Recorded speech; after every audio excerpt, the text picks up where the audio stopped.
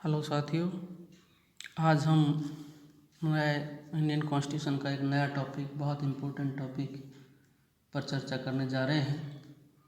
Topic है उच्चतम न्यायालय का गठन और अधिकारिता, composition of supreme court and it's jurisdiction.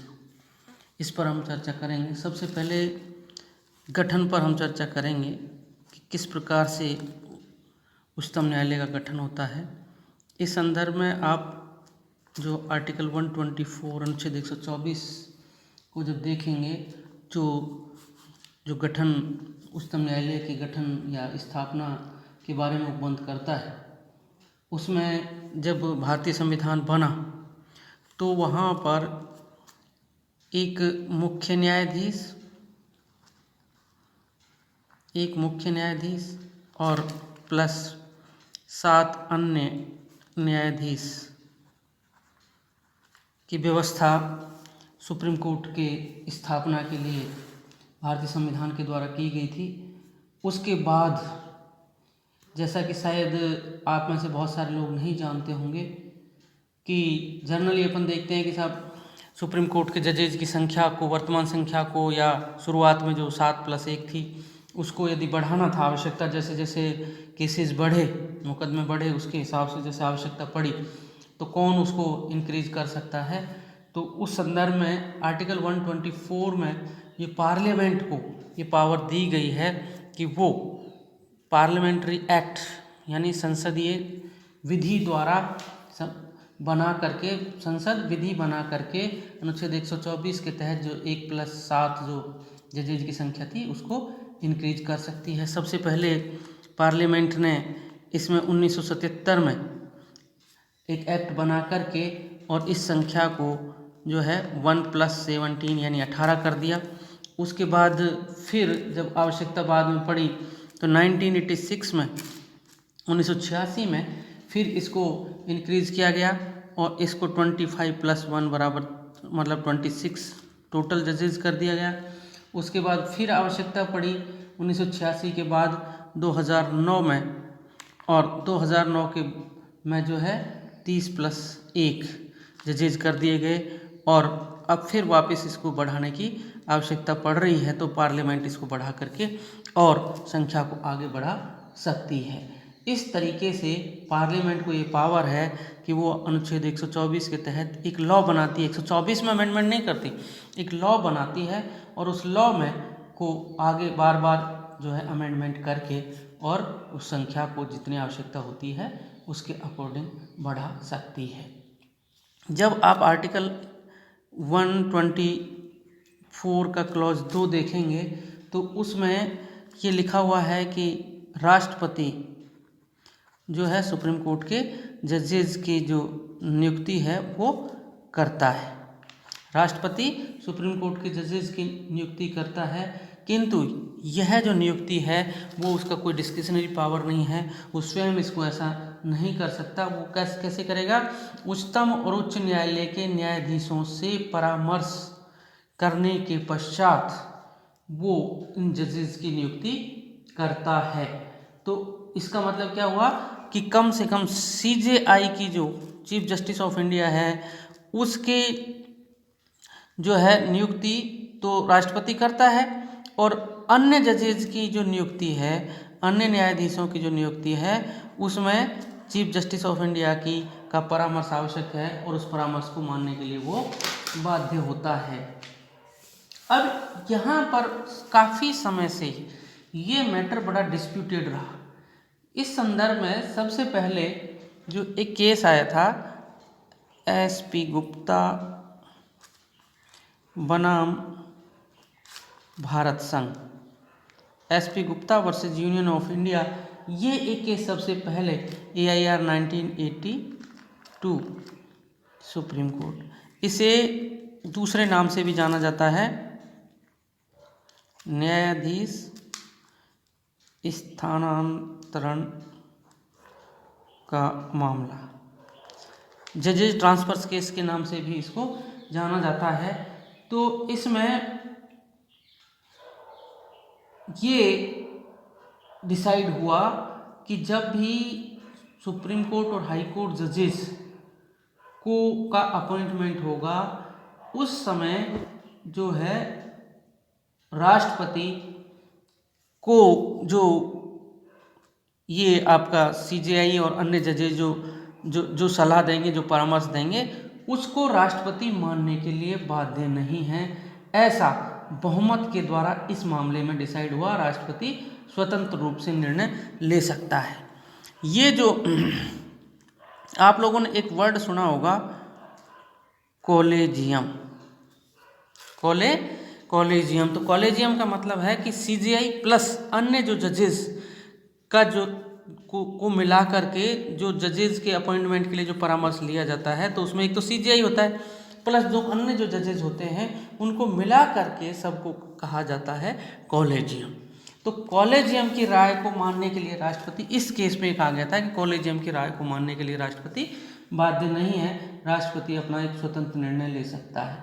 लेकिन ये मैटर जैसे ये डिसीजन आया, इसके थोड़े दिन बाद फिर ये मैटर फिर वापस जो है, क्योंकि यहाँ पर राष्ट्रपति बाध्य नहीं है मानने के लिए, मीन्स राष्ट्रपति स्वतंत्र डिसीजन ले सकता है, मतलब कार्यपालिका जो है वो न्यायपालिका पर हावी हो गई, तो इसलिए इस पर वापस ये डिस्प्यूटेड मामला हो गया। और एक केस आया एससी मतलब supreme court advocates on record association, supreme court advocates on record association versus union of India,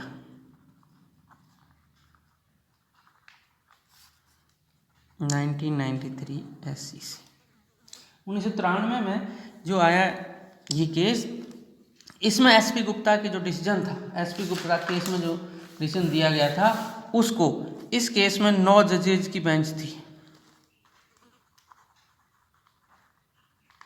9 जजेज की बेंच थी, और इसमें उस डिसीजन को चेंज कर दिया और ये लिख दिया कि राष्ट्रपति कॉलेजियम की राय को मानने के लिए बाध्य है। मतलब राष्ट्रपति अपना कोई स्वतंत्र निर्णय नहीं ले सकता, राष्ट्रपति को जो कॉलेजियम की राय है, जो सीजेआई और जजेस जो कहेंगे उनको मानने के लिए बाध्य है। अब यहाँ पर वापस जो अब पिछले वाले डिसीजन में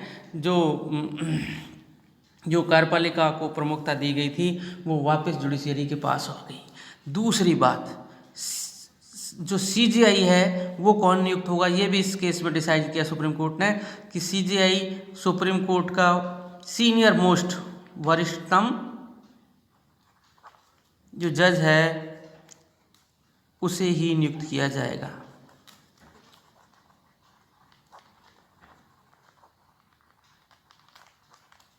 एक ये डिसीजन और दे दिया।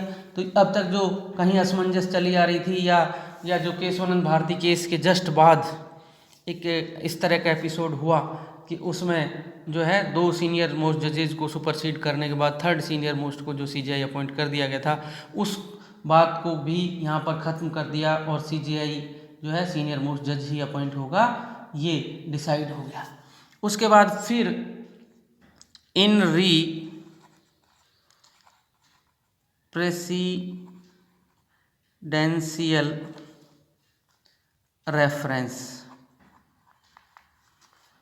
AIR 1999 एक ये केस आया, इन री प्रेसिडेंशियल रेफरेंस AIR 1999 जो है, इस केस में फिर वापस वो बात आई कि साहब क्या राष्ट्रपति उस सलाह को मानने के लिए बाध्य है, तो सुप्रीम कोर्ट ने ये कहा कि सीजेआई की राय को मानने के लिए बाध्य है।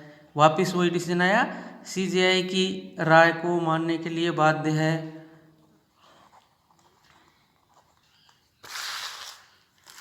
सीजेआई की राय को मानने के लिए बाध्य है, ऐसा कर दिया। लेकिन बाकी जजेज की राय के साथ साथ ही, और कॉलेजियम कितने लोगों का होगा ये भी यहाँ डिसाइड कर दिया कि सीजेआई प्लस 4 जजेस से मिल कर के ही, सीजेआई प्लस 4 सीनियर मोस्ट जजेस से मिलकर के कॉलेजियम गठित होगा और बहुमत से निर्णय, मतलब जहाँ पर भी CJI प्लस 2 जजेज जिसके पक्ष में होंगे उसी व्यक्ति का नाम सुप्रीम कोर्ट या हाई कोर्ट जजेस के अपॉइंटमेंट के लिए भेजा जाएगा, अदरवाइज नहीं भेजा जाएगा। तो यहाँ पर कॉलेजियम को इम्पोर्टेंस था, पूर्ण रूप से कॉलेजियम को जो है मिल गई। उसके बाद 2014-15 में जो है आपने सुना होगा NJAC 99th संविधान संशोधन, वापिस कार्यपालिका को प्रमुखता देने के लिए NJAC national judicial appointment commission, राष्ट्रीय न्यायिक नियुक्ति आयोग, ये इसका गठन किया गया। 99वां संविधान संशोधन किया गया और कॉलेजियम जो आपका अब तक जो चलता आ रहा था उसको समाप्त कर दिया कि अब कॉलेजियम समाप्त और न्यायपालिका को पूर्ण रूप से इसमें पावर नहीं होगी। यहाँ पर दोनों को पावर दी गई कि भाई आप 6 मेंबर्स होंगे NJAC में, 3 न्यायपालिका की तरफ से और 3 कार्यपालिका की तरफ से, जिससे उनमें मेजॉरिटी से डिसीजन होगा और वो उसके बाद ही किसी व्यक्ति को सुप्रीम कोर्ट जज अपॉइंट करने के लिए। लेकिन इसे 2016 में NJAC और 99 संविधान संशोधन को सुप्रीम कोर्ट ने स्कोरा केस में, Supreme Court on advocates, Supreme Court on record association, SCORA case जो है 2016 में आया और सुप्रीम कोर्ट ने कहा कि ये जो है basic structure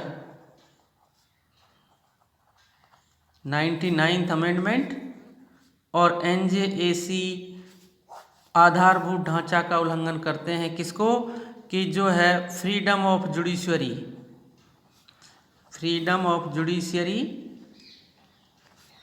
is a basic structure, और बेसिक स्ट्रक्चर जब फ्रीडम ऑफ जुडिशरी, तो ये जो कि 99th अमेंडमेंट और NJAC हैं ये जुडिशरी की फ्रीडम को ख़त्म करते हैं, इसलिए ये बेसिक स्ट्रक्चर को वॉयलेट करते हैं।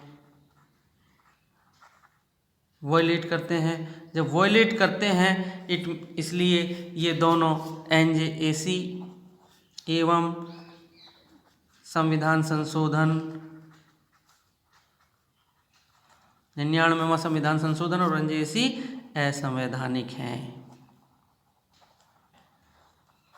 इनको अनकॉन्स्टिट्यूशनल डिक्लेयर कर दिया सुप्रीम कोर्ट ने। जब इनको असंवैधानिक घोषित कर दिया तो वापिस कॉलेजियम के द्वारा अपॉइंटमेंट होंगे।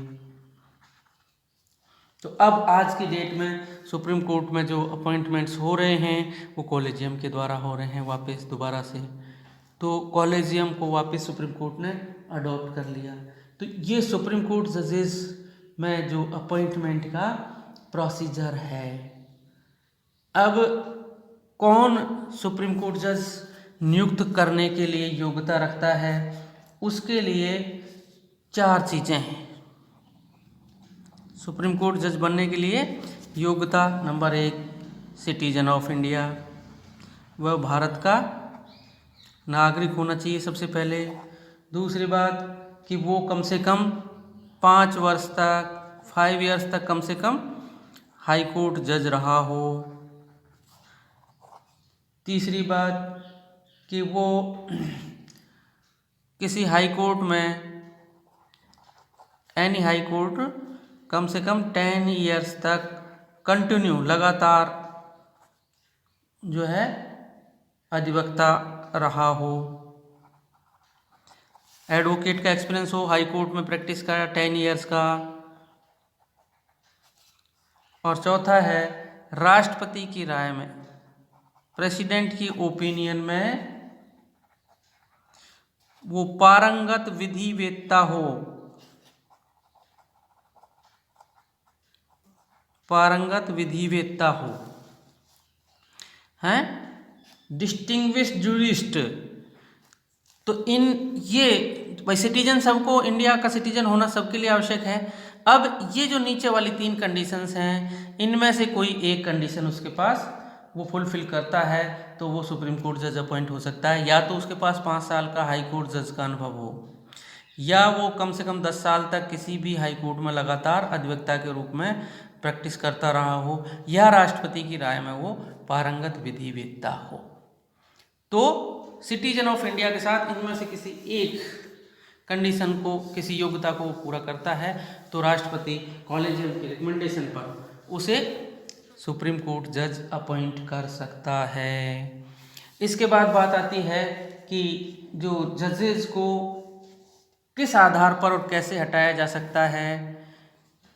इसके लिए आप आर्टिकल 124 का क्लॉज 4 व 5 ये देखो। तो आप ज़्यादातर कहते हैं कि साहब इनको महाभियोग के द्वारा हटाया जाता है। मैं कहता हूँ महाभियोग जैसी प्रक्रिया के द्वारा, महाभियोग जैसी प्रक्रिया के द्वारा सुप्रीम कोर्ट और हाई कोर्ट जजेस को हटाया जाता है। हैं, अब इसमें 2 चीज़ें हैं, एक तो सिद्ध कदाचार या जो है असमर्थता। ये 2 आधार हैं जिनके आधार पर आप महाभियोग जैसी प्रक्रिया उनके विरुद्ध स्टार्ट कर सकते हो पार्लियामेंट में। पार्लियामेंट का एक सदन जो है उसमें ये प्रक्रिया स्टार्ट होती है और उसके बाद दोनों हाउसेस के द्वारा सेपरेट उसको कुल सदस्य संख्या के बहुमत तथा सदन में उपस्थित और मतदान करने वालों के 2/3 बहुमत से पारित करने के बाद राष्ट्रपति के समक्ष उसको भेजा जाता है और राष्ट्रपति जो है उसको पद से हटा सकता है। अब ये जो कार्य है ये एक ही सत्र के द्वारा प्रक्रिया, प्रस्ताव भी उसमें उसी सत्र के दौरान स्टार्ट होना चाहिए और उसी में वो कंप्लीट हो जाए तो हम कहते हैं कि वो पद से हट गए। हालांकि इस प्रक्रिया से अभी तक किसी भी जज को पद से नहीं हटाया गया है। अभी तक प्रक्रिया कई लोगों के सामने स्टार्ट हुई है लेकिन उसको हटाया नहीं गया है। अब दूसरी बात आती है कि अधिकारता जुरिडिक्शन, अधिकारता जिसे अपन जुरिसडिक्शन, इसमें सबसे पहले है आर्टिकल 129 अभिलेख न्यायालय, कोर्ट ऑन रिकॉर्ड अभिलेख न्यायालय। दूसरा जो आता है वो है प्रारंभिक अधिकारता, प्रीलिमिनरी जुरिडिक्शन, प्रारंभिक अधिकारता, प्रीलिमिनरी जुरिडिक्शन। तीसरा है अपीलीय अधिकारता, अपीलांट जुरिडिक्शन।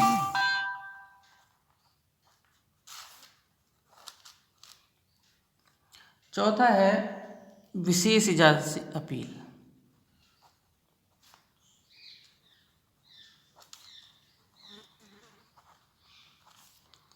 और पांचवा है परामर्शदात्री अधिकारता।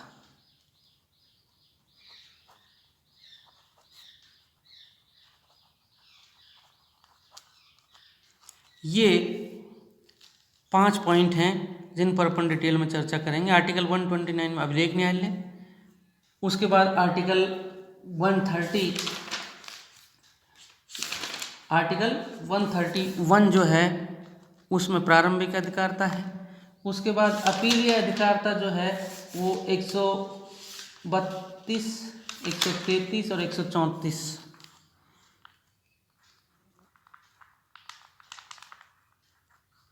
और 136 में इस विशेष इजाजत से अपील है और 143 में परामर्शदात्री अधिकारता है। तो ये इन पर डिटेल में अपन अगले वीडियो में चर्चा करेंगे। तो ये जो है उच्चतम न्यायालय का जो गठन और उसकी अधिकारता, ये बहुत ही इम्पोर्टेंट टॉपिक है। जिस पर हमको चर्चा करनी है। तो ये पांचों पॉइंट जो हैं इन पर अगले वीडियो में अपन डिटेल में चर्चा करेंगे। आज यहीं तक।